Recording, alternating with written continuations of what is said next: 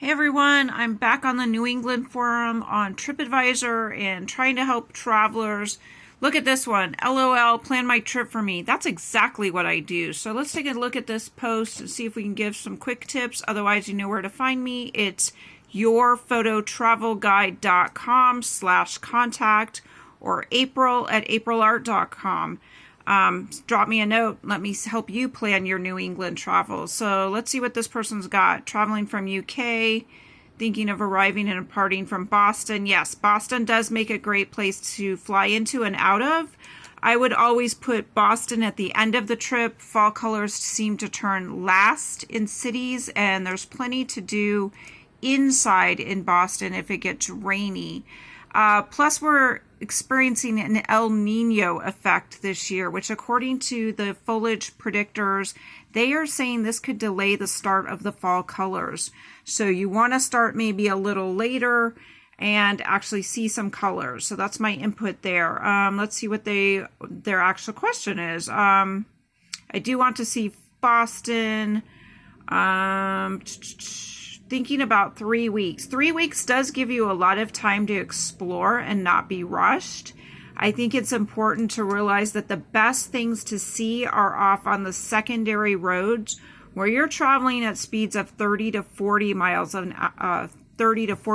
per hour. So you just can't cover the same amount of distance as you think, especially if you want to stop and see things.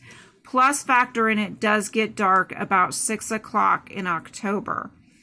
So it looks like, is this person going to be there in fall foliage time? They're not actually really saying. So that, I guess, would be my big question, because if you're going to see the fall leaves, oh, here it is. My main focus is to see the fall leaves, but obviously visit little towns, coastal areas, and see all that is good in the wider area. Seeing how you natives would plan my trip.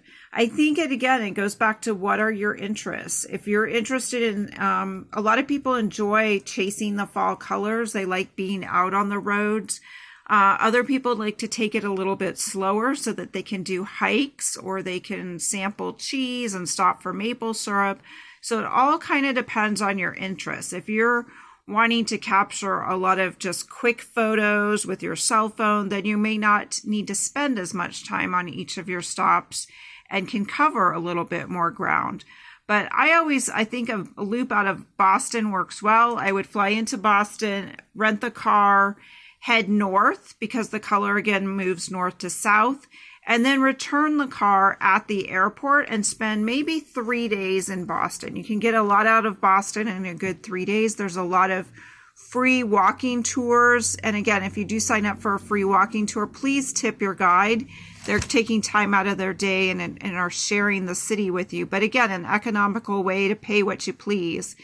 There's a lot to do in Boston, so it's a great place to start and end a trip. If you need more specifics, check out my website. I've got posts also on this YouTube channel as well.